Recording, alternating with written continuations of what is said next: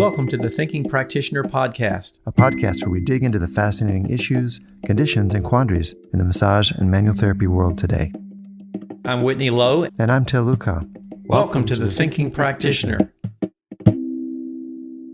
When I was looking for a publisher for a book I wanted to write, I was fortunate to have ended up with two offers, one from a large international media conglomerate and the other from Handspring, which at the time was a small publisher in Scotland run by just 4 people with a love of great books and our field. To this day, I'm glad I chose to go with Handspring, as not only did they help me make the books I wanted to share, the Advanced Myofascial Techniques series, but their catalog has emerged as one of the leading collections of professional level books written especially for body workers, movement teachers, and all professionals who use movement or touch to help patients achieve wellness. And as a testament to everything that the team achieved in just 10 years, Handspring was recently acquired, big news here, recently acquired by Jessica Kingsley Publishers, where it joins the holistic and integrative health publishing of JKP's Singing Dragon imprint. That's big news, Whitney. What do you think of that? I think that's wonderful news today and also very relevant for our discussions. We have some special guests related to this. And who are the mystery guests we have with us today? Our mystery guests, our special guests today are Andrew Stevenson and Mary Law, 2 of the founding members of Handspring Publishing. And they're here to join us in a conversation about their story, which is really interesting, about publishing and about the ways that our field is developing and growing. Pleased to be here with you today. Shall I kick off on that? Yeah. This is Mary.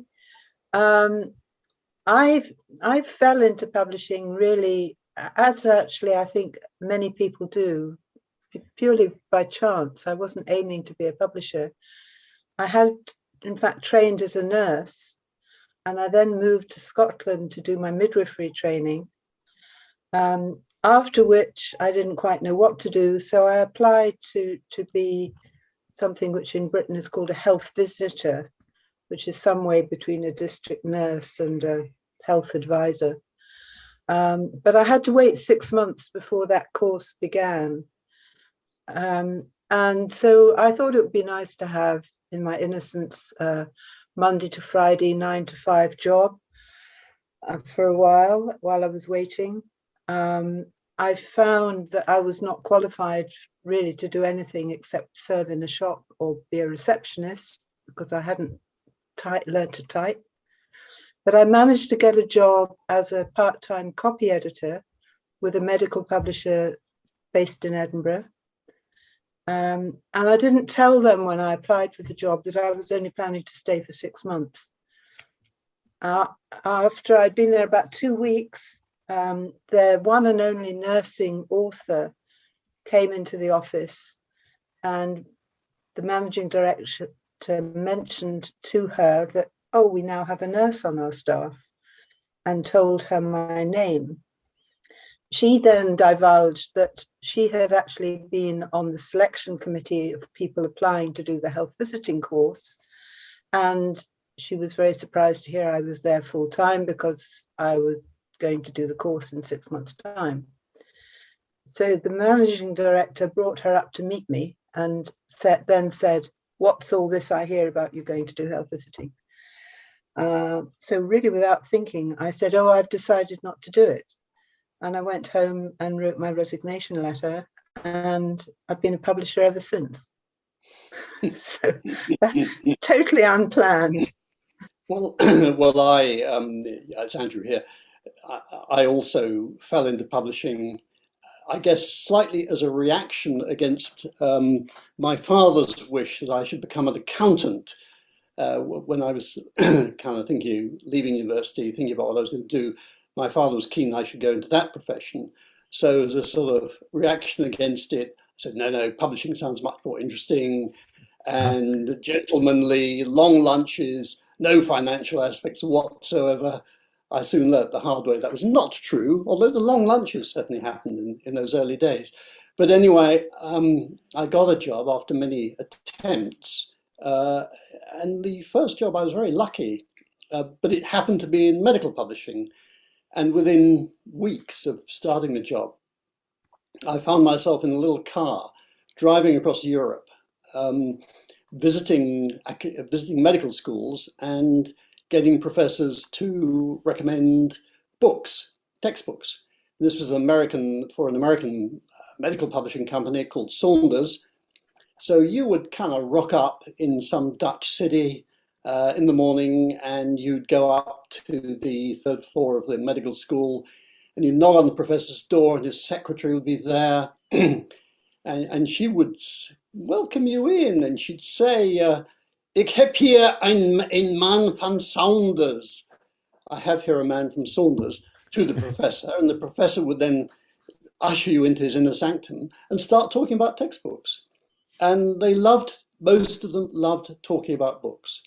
So very quickly, you learned about the textbooks, and they talked about not only the books that you were selling, but trying to get them to recommend to their students, but also about the competing books. So you kind of learn quickly, going from professor to professor, this kind of landscape of textbooks and how they fitted together. And I found that fascinating. And then after doing that for a bit, I thought, well, hey, it's all very well to be selling these, but how do you make them? How do you come up with them in the first place? How do you get people to write them? So I was lucky enough to get a job. A job came vacant at the same company as Mary's in Edinburgh. I was then based in London. I moved to Edinburgh for an editorial job, which involved going out and finding authors. And that's how I started. I think for both of us, there was a lot of luck involved. I found myself sharing an office with a woman who had been pushing for a career as a commissioning editor, a sort of quite elderly spinster, I would say. And to everyone's surprise, especially mine, and I think to hers, she suddenly announced that she was getting married to a widower with 2 teenage children, and that she wouldn't be able to carry on in the job. And in the meantime, a job had been planned for her as a commissioning editor, and I happened to be there. So, as I say, a lot of luck involved along the way. Not much planning. It sounds like luck and a kind of passion or kind of interest in books and in the field. Yeah. And am I right in remembering that your paths took you to Elsevier? The company that we both worked for, that was based in Edinburgh, it was a company called Churchill Livingstone, which was acquired first of all by Harcourt Brace Jovanovic. Okay. And then that company was broken up, and the medical part of it went to Elsevier. So we ended up in Elsevier. Yeah. Fantastic. So Handspring in particular has found such a unique and special niche in this particular area. What caused you to start Handspring? Well, I think it was the alignment of the stars, in a sense, that gave rise to Handspring. It happened that there were 3 people who had kind of complementary skills, who all were out of a job, had left, in this case, we'd all left Elsevier at different times for different reasons. We were doing different things. And then one of us said, hey, why don't we start a company? And the 3 people came, that's me and Mary and Serena Wolfard, came with these skills and knowledge and experience of publishing, of many, many years of publishing, and in particular experience of this area of bodywork and movement. And we, I think very early on, saw the opportunity for something different, something special that was not being done by the bigger companies. We'd had that experience of working for a bigger company, a certain amount of frustration, not being able to give authors and indeed customers the kind of service we felt they needed, we felt they deserved. Mm-hmm. And so our kind of vision was of a company that would work in a very different way and give a much better service to authors, also to customers, also to the other stakeholders, to freelancers and our own staff. And I think we were lucky in that subject area, in that I think it's still true now, but 10 years ago when we started, the market was hungry. The market was hungry for evidence-based, science-based, authoritative, professional content. Well produced, well organized, well illustrated. But I think the market was looking to move beyond, to professionalize itself, if you like. The customers were looking to become more professional in what they do, move perhaps from craft to profession. And having books and upskilling themselves, understanding the science basis of what they were doing, I think was all part of that. So I think we got in at the right moment, and we were very conscious of the need to do that, to provide that kind of material. And then you, that's great, because you're painting a picture of coming from rather large, well-known publishers, Churchill Livingston, eventually Harcourt and Elsevier, kind of the giant gorillas in the field. And anybody who's done any kind of research or had to look up, references has seen those names. But they really have, in some ways, been the big players. But it's from the story you're telling, you really felt the desire to create something different and wanted to take a chance and find some people doing some different kinds of things and really create an environment where we could write our books and you could share them with the world.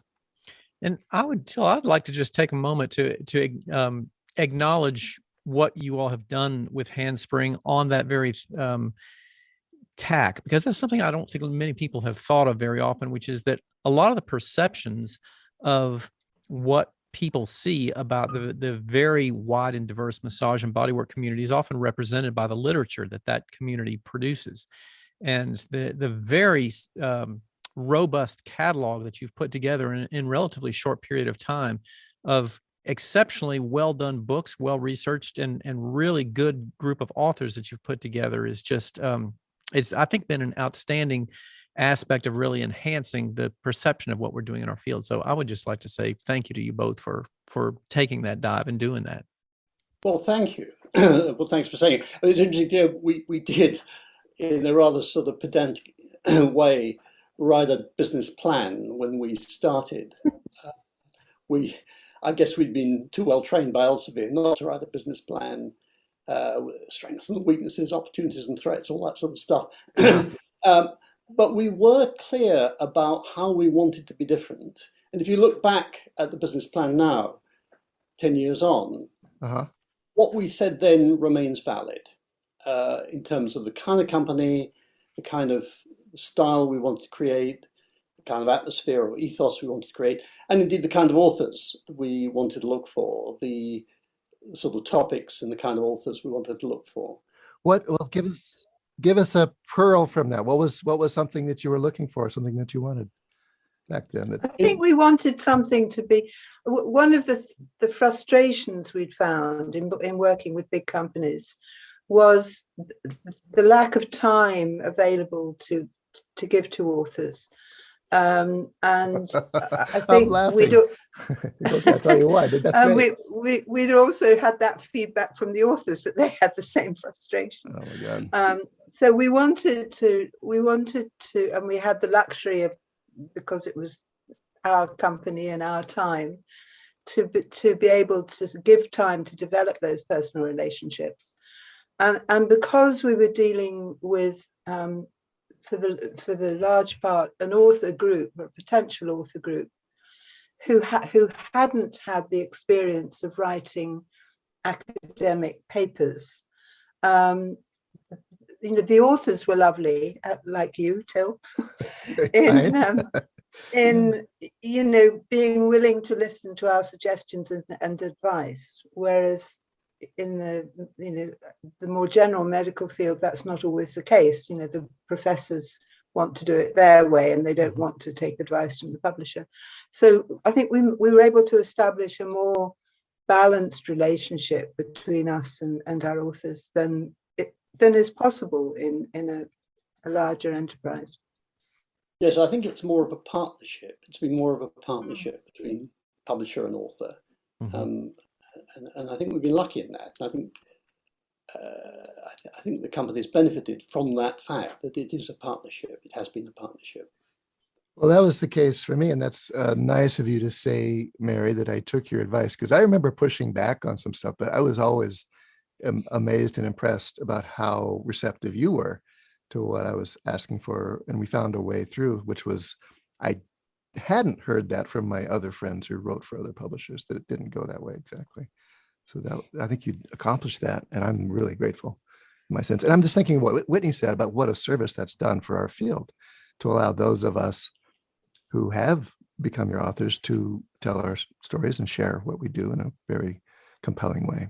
And I would just, just for the other listeners out there that don't know some of the other aspects of history and publishing with Til and I, that I, was working with Elsevier at the time that both of you were there at Elsevier, and recognize exactly what you're talking about with things, with the big publisher not being as much in touch with some of the authors and giving good guidance and help. And all of my colleagues and friends that I know that have written books for Handspring have said it's a whole different world. So I'm really glad to see that your vision came to pass with putting that together. So so tell me, in terms of like working with some of these the authors and people you've sought out, and I know over the years, both of you have reached out and said, who should we be talking to? And, you don't see other publishers doing that so much. And I really think that's been wonderful, that you've really made an effort to try to find who are going to be the great, voices that need to be heard and need to put things together in the book. So what is it that you do helping to sort of get authors to get projects done and get them done well? Because,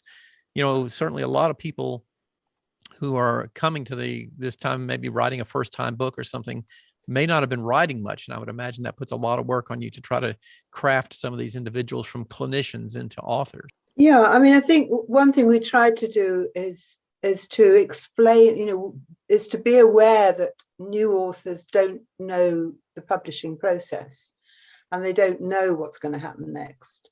But we also try to encourage authors always to, and I would say to anyone who is thinking of becoming an author, to talk to a publisher as early as possible. I mean, the real heart sink situation for a publisher is when someone comes to you with a finished manuscript, which they've really written for themselves without thinking about who is going to buy it and why they should buy it. So I would say, be clear about what your message is, be clear about who you're trying to get that message across to, and be clear about why they might decide, why they might want it and indeed need it. And then to talk to the publisher about the structure of the book, even down to the level, I would say, so where your chapters are, what order they're going to come in.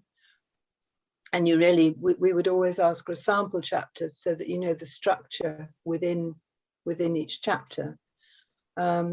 It's really providing the skeleton for the book before you actually start writing it. You get the bones, and then you put the flesh on it later.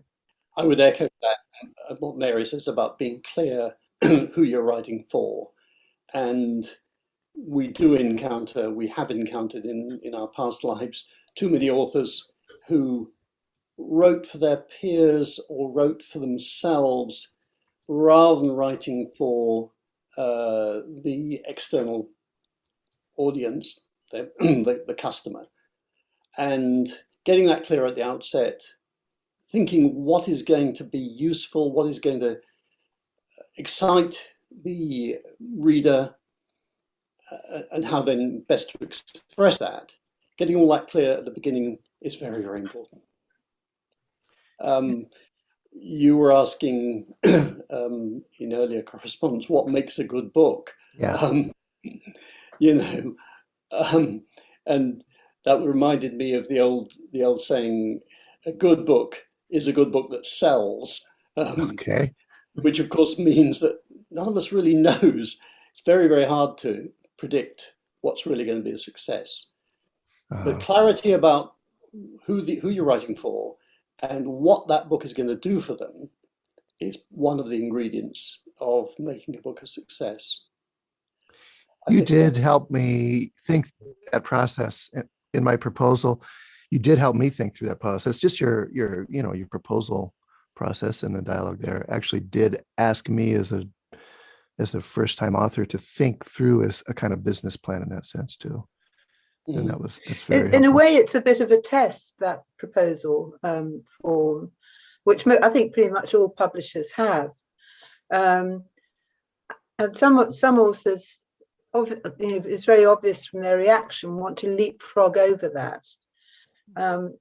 But that's a sort of when you're coming to decide, do you take that author on or not? That is really a kind of negative, because if they're not prepared to actually, follow the what's being asked for there, they're not going to actually have the discipline to carry on and write the book in the agreed way.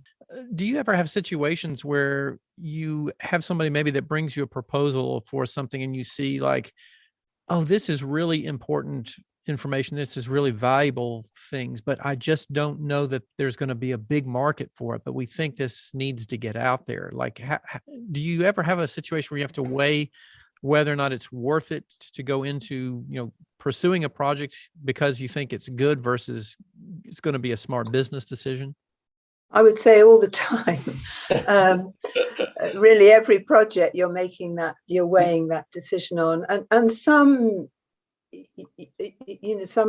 you publish because you think it's important, and you hope that the book itself will, in a way, create the market. Mm-hmm. But it's a bit of a gamble. Yeah, and it's probably a gamble that bigger publishers can't afford to take.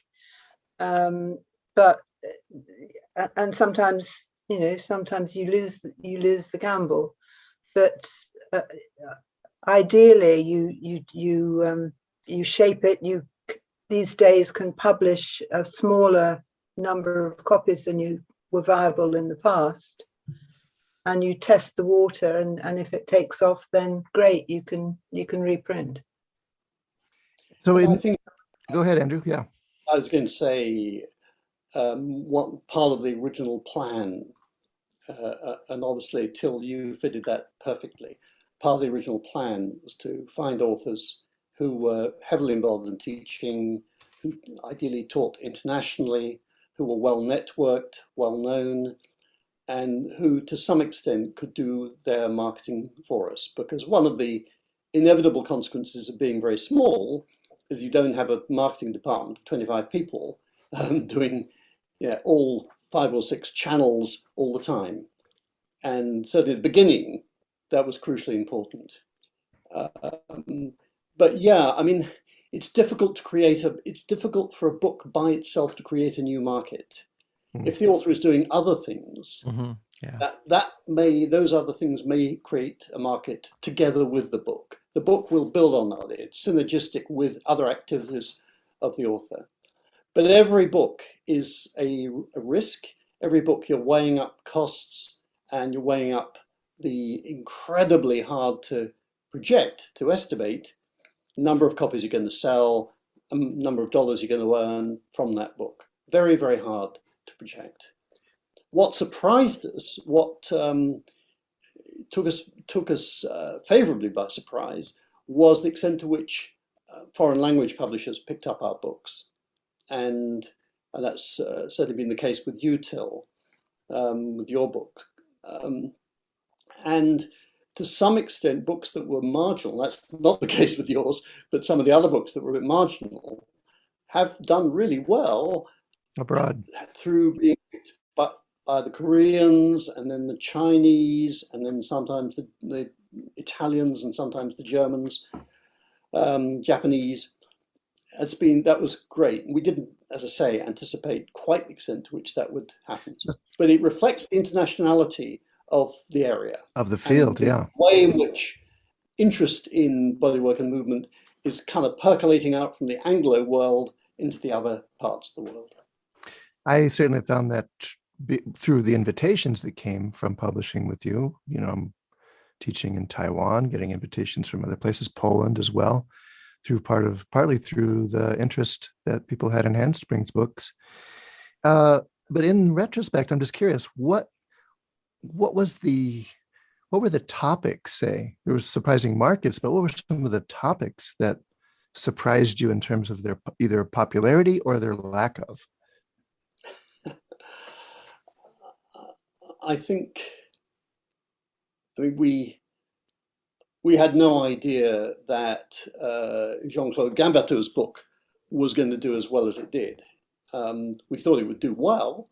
We'd seen the reaction to him when he spoke at conferences, but we had no idea the kind of feeding frenzy for that book. Again, Feeding frenzy. I'm looking for his book on my shelf so I can say the name. I don't see it right here, but Jean-Claude Gamberto is a hand surgeon who did these fantastic pictures of living fascia with his high resolution camera. And then you published a book of his amazing imagery. And that was a good example to which Mary can speak of working closely with the author to turn an idea into a reality, because it was extremely labor intensive. Mary, do you want to comment on that? It was 3 years of my life, Andrew. No kidding. Jean-Claude wrote, I think he wrote it first in French. He then translated it himself, or tried to. But his English was such that we really needed to translate it again into good English, but without changing the sense.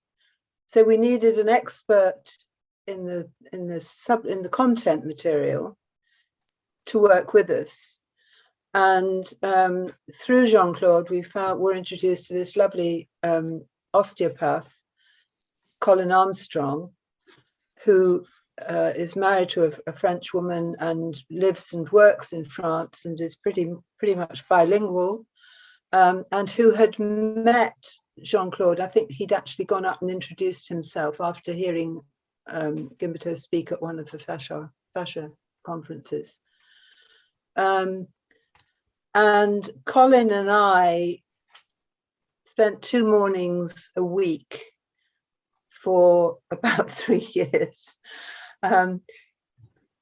going through this text, putting it into what we thought was good English, but it then had to go back to Jean-Claude to make sure that we actually hadn't misunderstood anything. So the amount of backwards and forwards, really with almost 3 authors involved, was substantial. A luxury in terms of time spent on a book. But at that point, we really didn't have much in the way of other books to work on, so we could afford to do it. Other topics, that's individual authors, but what have you learned about the arc of the field's interest? What's changed over time in your 10 years? I mean, I think going back to what Andrew was saying about getting authors to help us with getting the word out about their books, and it links into the translations point as well, is actually the use of the internet, and the fact that there are webinars like this, that authors can teach online to an audience anywhere in the world. And as Andrew suggested, we very much, if an author like you, Til, was very active online, then that was a potentially a good person to get to write for us. So clearly, we've seen such incredible changes in the publishing industry in the last several decades, and with the emergence, Mary, as you were saying, of digital texts and digital publishing platforms and things like that. Was there ever a time, because I've certainly listened in on a lot of these kinds of discussions, for example, in the textbook and academic authors associations and other groups like that, wondering if and you hear the sort of predictions about textbooks are dead or books are going away or something like that. Was there ever a time when you wondered if the print publishing world was going to go the way of some of these other things, of newspapers and other places where they've really become overcome by digital products? I think not recently. I think if you go back 20 or 30 years, when kind of new media first came along, when we first started talking about new media, especially in the 1980s actually, there was a thought, a concern then that the print book might disappear. And that thought has recurred, and there was always a proportion of people who will say, oh, books are dead. I certainly, since we started, or when we started Handspring, and subsequently, never had that fear. I think the enthusiasm that you see at conferences in those days, those wonderful days when we had face-to-face conferences and you could stand behind a table with lots of books and meet customers and hear them talking about them. And obviously they're a self-selected group to some extent, but even so, the enthusiasm for the printed paper page did not seem to diminish. I think one thing you've got to remember, well, one thing I have to remember, is that books are not just the content. They're not just the, if you like, the intellectual property. They're more than that. Books are symbolic. In my view, they're symbolic for the customer, the reader, of what the readers, see themselves as being or becoming, and achieving that becoming is not just a matter of absorbing the words, the bits. It's also about the physicality of the book, the way the words work with the pictures. Lots of aspects of the book contribute to helping the readers, the customers, again, I think, see themselves as professionals. So I think the printed book is a better tool for doing that than an entirely electronic product. Yeah.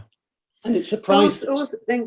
Increasingly, our books had electronic add-ons, if you like. I mean, Jean-Claude Gimberter's book is a good example where, we had QR codes within the text alongside the illustrations, which would then take you to an online video from which the illustration was just a still that had been taken from the video. And several other books we did that with. I think I was at conferences at the beginning, was quite surprised that there weren't more people coming back up and saying, have you got that as an ebook? But in fact, in the end, we published both. So all our books also were available as ebooks. Yeah. Some people bought both. They like to have it on their Kindle or whatever, but they like to have the paper book to handle and keep on their shelf to look at.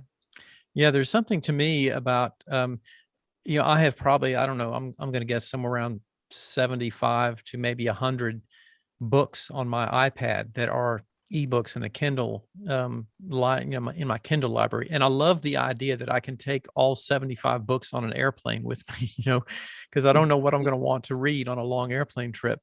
But then in my office, there's something about turning around and looking at the books that are on the bookshelf for inspiration, for ideas, or just thumbing through things and randomly going to pages that still make a print book have its real unique facets. And I think you're absolutely right that there really are pros and cons and benefits of each of those. But I do also want to just make this quick point also for some of our other listeners about the print book, because I've read a lot of research into this by looking at what are some of the best ways to produce content for students, and there are some unique facets of and this is something else I want to call out with the design work that you have done at Handspring with the titles that you've produced, because they're not just good books, but they're very well designed, and the visual design element seems to have, at least according to some of the educational research, some very strong benefits of helping people recall and remember things, because they can visualize where that graphic was positioned on the page and call that back up in terms of restoring memory about something that they read somewhere, which is a lot more difficult to do with a digital product.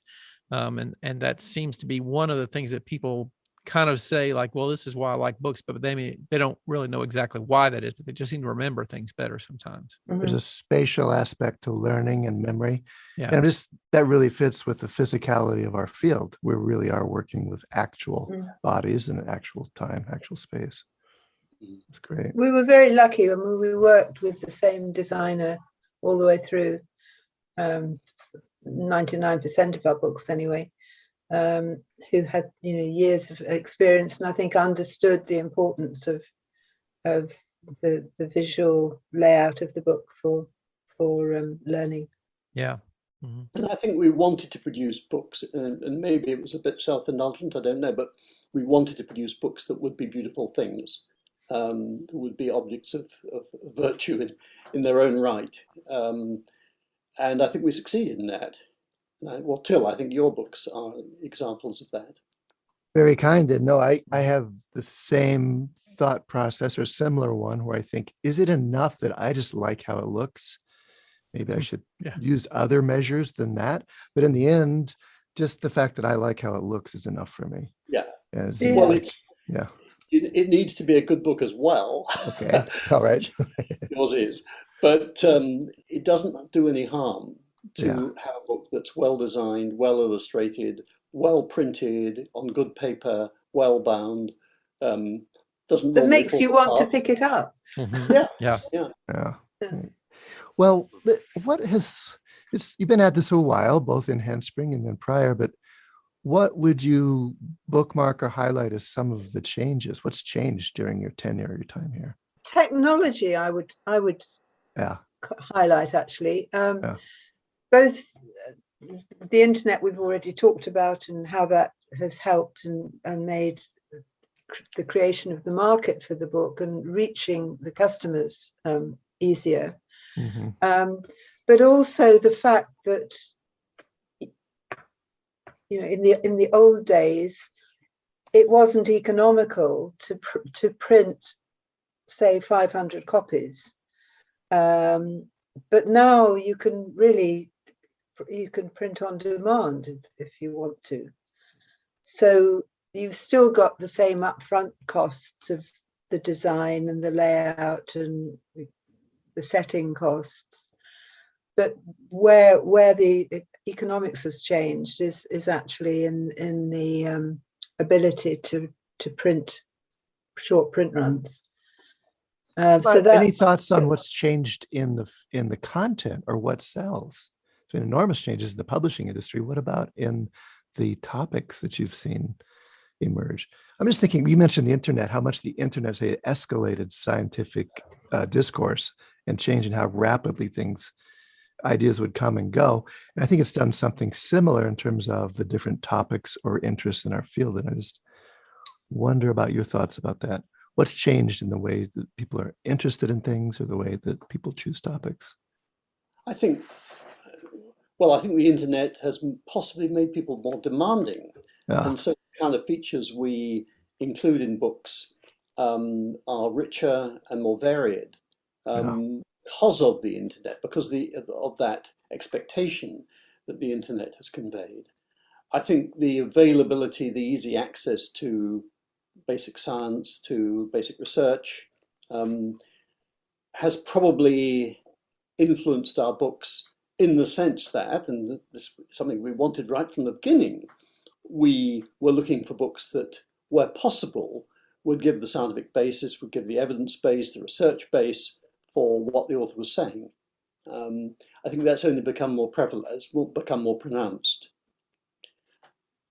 I think the 10 years in some ways is quite a short time, in some ways it's a very long time, but I think the big changes that enabled Handspring to set itself up and exist in the way it has existed probably happened a bit before 10 years ago. And they were those points that Mary's made. And also the fact that 3, 4, 5 people working from different locations with authors all over the world, with suppliers, freelance editors, freelance illustrators, freelance designers, typesetters, printers, all scattered all over the world. That can work. You can be a small company operating off a kitchen table and deploying all those resources from all over the world, that would have been very difficult to do 30 or 40 years ago. The internet has transformed that, and it's got better and better. There are more and more tools to help you do that better and better. That's been the big change from the publishing side as opposed to the content side. I think on the content side, the big change has actually been the breakdown of professional barriers. That people share, certainly, well, in the bodywork field anyway, in the manual therapies field, people are keen to share information. So you no longer have, this is the field of osteopaths, this is the field of massage therapists, this is the field of other groups. That's right. Everybody wants the same stuff, and I think we've always been very careful not to say in our book titles that this is a book for a particular sector. small group. Yeah. Exactly. And so that in itself has actually widened the market for, if we do a book on Alexander technique or Reiki or Feldenkrais, we're not just looking at one very small group, we're looking at the whole field. That really strikes a chord for me, because in the tradition that I was teaching in and trained in, there were really strong injunctions about sharing information outside of it, and a suspicion of publishing or even putting things down. There was a lot of energy toward keeping it an oral-based tradition or a passed-on tradition because of the injunction against sharing. But that really has changed, painfully sometimes, in the process of opening. But no, I think what you're saying is insightful and really represents a major change in the field. There's so much more interaction, interplay now.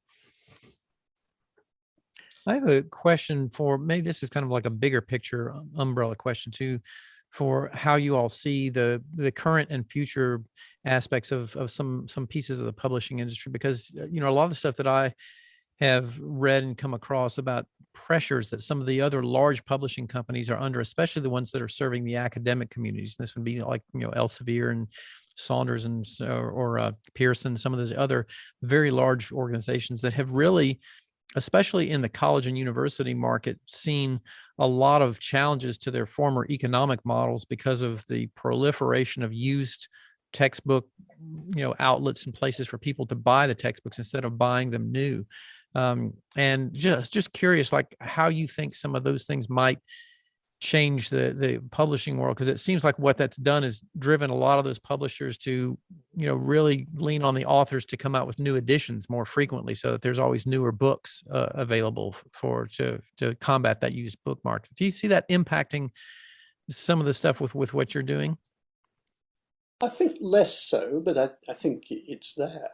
I think there's an interesting history, again going back probably at least 30 years, of college textbook publishers, particularly in the USA, adding functions to their books, adding ancillaries to their books, to make them more suitable for courses, to maximize their ability to get class adoptions in an environment where a class adoption meant you get 100 sales guaranteed, or whatever the class size is.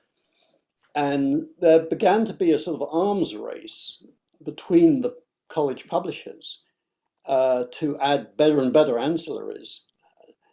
And that pushed up prices of college textbooks. And this is not so much a feature on our side of the Atlantic, but it was certainly a feature on your side of the Atlantic, that college textbooks began to command or demand astronomical prices. And I don't know, I'm not been in touch with that area so much recently. I don't know what's happened to that. But we have one little insight into it through Handspring, which was the decision on the part of a number of the major publishers to pull out of massage therapy publishing. Pull out of entry level and, well, some extent higher level massage therapy textbooks. And that was because, partly because there'd been a decline in the market, decline in the numbers, but also because they'd reached a point where they can't make a profit. They could not make a profit without pretty massive sales, Mhm. sales which they were achieving with a first-year psychology textbook or a first-year economics textbook, but they weren't achieving with a first-year massage therapy in such an area textbook. Yeah. And so they decided not to go on. Mhm. And we took over, Handspring took over some of those textbooks.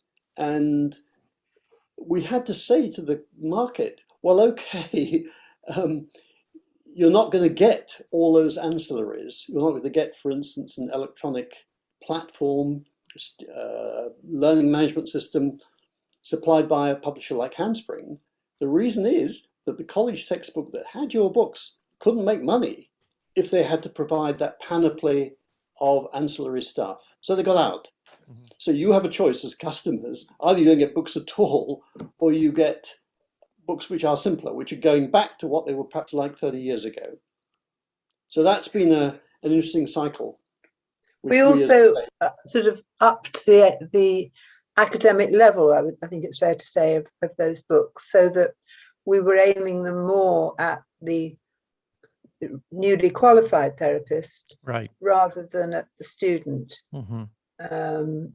because we recognise the difficulty in getting college adoptions.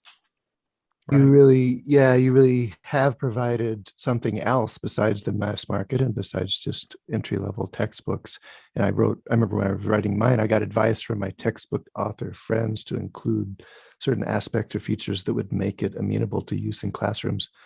And in the end, maybe it's just because of the content, that didn't happen much. There were a few schools that used my book, but mostly it was the people that I teach to, which are practicing professionals, that end up with the book. And so you've, through your model of being able to nurture projects through and see them through because of the vision or because of the beauty, because of the value of the project itself, you've really made that possible, I think, for our whole field.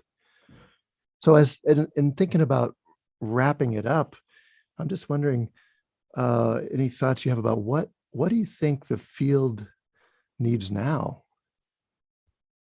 What does the field need now, both in the terms of sharing information and publishing, but even in topics, content, trends? Where would you love to see us go, having been so close with us these last decades? It's really, I mean, it's post-COVID world, isn't it? That, well, sadly not post-COVID, but with COVID world. Andrew mentioned earlier, one of the joy of going to conferences, which was partly to present our books, but also to have the opportunity to meet authors, listen to speakers, and see who were the ones who were setting the audience on fire. I don't know that I really know the answer, actually, because I think so many of the opportunities that we had really aren't there at the moment. I mean, one hopes that the face-to-face conferences, that face-to-face teaching is going to come back. Yeah. I don't know, Andrew, what would you say? I think it is very hard to answer the question. I was going to ask you whether you think, looking 10 or 20 years ahead, the disciplines which you know and disciplines which are adjacent to yours are going to become ever more science-based. Yes. And whether somehow or other you're going to manage to increase the research content of what you're doing, which requires funding, of course, and that's always been an issue. Where do you get the funding from for research in your area? And whether that's going to give rise to an opportunity for primary publishing, for research publishing in your area, and whether what possible development, not in the very short term, but in the medium to long term, will be a significant amount of primary research publishing in your areas. Research publishing that is done, I mean, you've got JBMT and you've got a few other journals. Some of it quite a lot of it actually goes into conventional existing science journals, physiology journals or whatever. The Journal of Movement and Body Therapies, etc. You're talking about journals that publish research per se in our field, and there's not that many. Whether they'll be, building on journals like JBMT, which was Leon Chaitow's vision, whether there'll be more of that. No. Whether there'll be, for instance, a fascia research specific journal. Which JBMT has had sort of issues which were specifically on fascia. And I think, it also comes back to authors. Sometimes, going back to my comment that maybe you hope a book can make the market. What we've often suggested to authors where we felt that there was a good idea but the market wasn't there yet, is to say go and publish the research in a journal and create the interest in that way. Maybe then do a chapter in somebody else's book, increase the interest a little bit more, and then come back with the idea for the book. Yeah, I think we end up having some of those challenges where it's one of those things of is the cart before the horse in our field, because we don't really have a very strong academic model at our entry-level training to create a groundswell of people to eventually do a lot of this kinds of research. So I think that's one of the things that makes it a lot slower and harder to see implementations of those things happening in our field, because it's just going to take a lot longer before there are really academically inclined individuals who've gotten through that kind of training to lead the way, as opposed to in many other fields. Yeah, that's right. Lots of people would agree that more research would be great, but do we have the infrastructure in our field to really provide that? Well, Andrew, I like you turned the question around a bit, and you got me thinking too, what would I like to see in terms of this too? And then I first thought is I would love to see even more interchange or more development, both of research and science-based narratives and understanding what we're doing, but also for the role of, say, wisdom-based traditions or lineage-based traditions as well, and that kind of juxtaposition that richness provides in our field. We have both. And there certainly is a movement towards more scientific understanding and development what we're doing, but there's such a rich tradition of other ways of knowing and valuing too that I'd love to see get along a little better. Maybe that's my wish for the world too. Wouldn't it be nice if we could just get along a little better and have even more interchange and less sectors in this whole thing? Would be good. Well, yeah.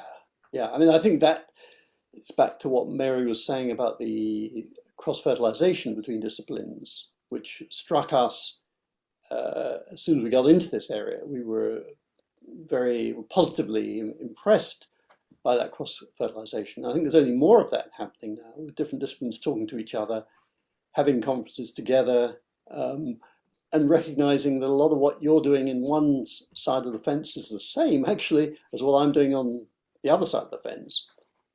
So that's right. I think that will only grow, and that's all to the good. Yeah, I think terminology has often been a barrier, and I think that's changing. I can remember a few years ago having discussion about trying to have a common language of terms in the bodywork field. But I think it's happening naturally actually now. I think yoga is quite an interesting example where you talk about a lineage-based discipline. Where one of the books we're proudest of publishing, I guess, is that edited by Satbir Khalsa, called Principles of Practice of Yoga in Healthcare, which brings together, and picking up the point of research, brings together what research there is about the efficacy of yoga in helping people with different health conditions. And that has struck a chord. That book's been amazingly successful, again, beyond our expectations. And I think that's because you've got the growth in yoga therapy as a discipline, rapid growth in yoga therapy as an area. But the idea that you can bring together, there is actually a substantial corpus of research in an area that's traditionally seen as lineage-based, has been very attractive to people. We'll be sure to put a link to that in the show notes, as well as to your catalog as a whole. Anything you want to leave us with? Any closing thoughts that you want to end with today? Well, you very kindly introduced us by saying that we had created a shelf of books. We created a list that was of benefit to these various disciplines. It's been 10 years. I think Mary and I agree we've had a great deal of fun over those 10 years in building up the list. We had no idea, although we had that business plan, we didn't really know where we'd be in 10 years' time. We have very mixed feelings about having moved on from the company. We think it's in good hands, but we have some regrets about no longer being involved in it. But I think at the same time, that's balanced by some sense of satisfaction that we've created something useful over the 10 years for your disciplines. So you've been acquired, so your exit from the field is part of that handing over to the next owners, the JKP Singing Dragon. So you have mixed feelings about that. Thank you. What were you going to say, Mary? I just wanted to say that it's been fun, it's been interesting, but also in addition to creating a beautiful library of books, we've also created many friendships and been privileged to become friends, I think, with a lot of people who we would never have met otherwise. So that those are the things I shall treasure, quite apart from the published list. Yeah, here. Yeah. Well, a deep thank you both for the support you gave me, but also for the contributions to our field. And I will miss your active day-to-day engagement in the field. I know you'll still be around, but certainly the legacy you've left us and all of the titles and all of the authors you've developed over the years is going to be with us for many, many decades to come. So thank you both. Yes, indeed. Thanks from both of us. So, and again, thank you. We'll wrap up with our guests, Andrew Stevenson and Mary Law from Handspring. And I would like to mention also that the Thinking Practitioner Podcast is sponsored and supported by ABMP, the Associated Bodywork and Massage Professionals. ABMP membership gives professional practitioners like you a package, including individual liability insurance, free continuing education and quick reference apps, legislative advocacy, and much more. ABMP CE courses, podcast, and Massage and Bodywork magazine always feature expert voices and new perspectives in the profession, including both Til and me. Thinking Practitioner listeners can save on joining ABMP at abmp.com/thinking. So once again, we'd like to say a thank you to all our sponsors and all of our listeners. You can stop by our sites for show notes, transcripts, and extras. You can find that over on my site at academyofclinicalmassage.com. And Til, where can they find that with you? That's advanced-trainings. If you have questions or things you'd like to hear us talk about, email us at info@thethinkingpractitioner.com or look for us on social media. Our names remain. My name, Til Luca, and yours, Whitney. And mine, Whitney Lowe. You can also rate us over on Apple Podcasts, as it helps other people find the show. And you can listen to us on Spotify, Stitcher, Google Podcasts, or wherever else you happen to listen. So please do share the word and tell a friend, and we'll see you again in 2 weeks. Thanks again, everybody.